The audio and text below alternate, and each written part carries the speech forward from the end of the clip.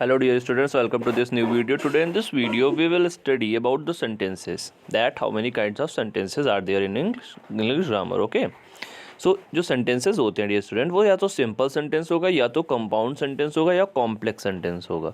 हमने आपको कितने नेम बताए हैं? पहला है simple sentence, दूसरा है compound sentence एंड तीसरा है कॉम्प्लेक्स सेंटेंस. ओके, सो ये सेंटेंसेस क्या होता है? Group of words having the sense. एक ग्रुप ऑफ वर्ड्स होता है जिसमें कुछ सेंस होता है, उसे हम सेंटेंसेस कहते हैं. अब सेंटेंसेस के थ्री काइंड्स होते हैं, सिंपल, कंपाउंड एंड कॉम्प्लेक्स. अब देखते हैं कि सिंपल सेंटेंस किसे बोलते हैं और इन सब की डेफिनेशन क्या होती है. कैसे हम जानेंगे कौन सा सेंटेंस सिंपल है, कौन सा कंपाउंड है and which sentence is complex sentence. So if you have to know about the parts of sentences, हमें पता होना चाहिए ना कैसे हम फाइंड आउट करेंगे. सो इसी चीज़ को हम यहाँ पे स्टडी करेंगे. What are simple sentences? The sentences which contains one subject and one finite verb is called a simple sentence.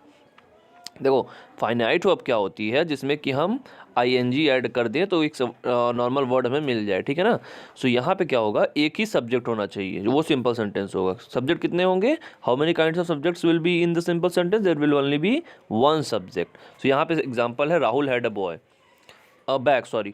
सो यहाँ पे सब्जेक्ट हमारा कौन सा है? राहुल है. हु हैड अ बैग, हमने क्वेश्चन किया हु से सेंटेंस में, हु हैड अ बैग, हमें आंसर में राहुल. तो हमारा सब्जेक्ट कितने सब्जेक्ट है इसमें हमारे सिर्फ एक सब्जेक्ट है. So this is our example of a simple sentence. Okay, simple sentence की क्या हमने आइडेंटिटी पता की है? It will contain only one subject having only one finite verb. Had हमारी क्या है? फाइनाइट वर्ब है. कंपाउंड सेंटेंस क्या होते हैं? This sentence which is made up of clauses और equal rank is called a compound sentence.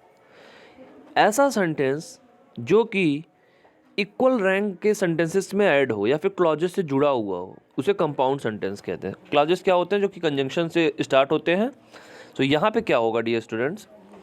He came in and I went out. पहली recognition ये होगी, इसमें दो आपको सब्जेक्ट मिलेंगे. पहला आपका ही सब्जेक्ट है, दूसरा आपका आई सब्जेक्ट है, ठीक है ना.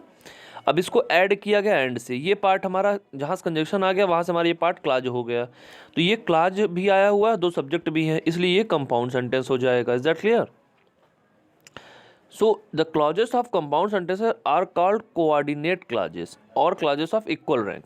अब देखो, ये जो कंजंक्शन है, ये एंड हमारा हुआ या बट हुआ, ये हमारा क्या होता है? ये इक्वल रैंक के सेंटेंसेस को बनाने में काम आता है. सो ये हमारा इक्वल रैंक का क्लाज है, इसलिए इसे हम कोऑर्डिनेट क्लाज भी कहते हैं.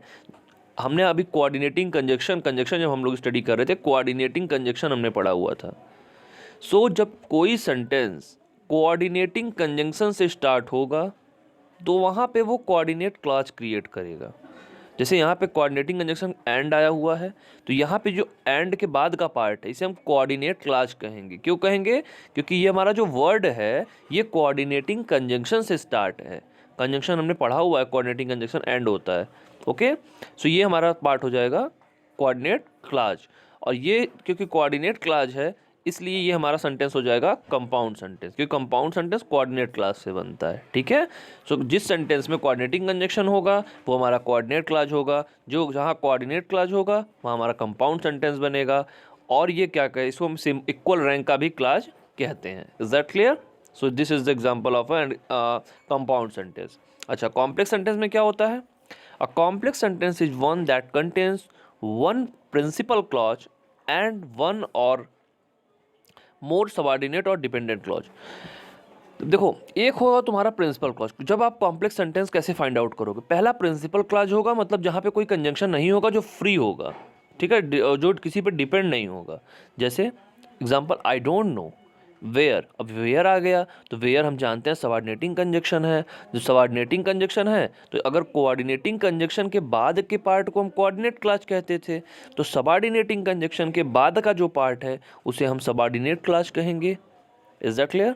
सो उसके पहले वाला जो बिना कंजंक्शन के पार्ट आया हुआ है ये हमारा प्रिंसिपल क्लॉज हो जाएगा.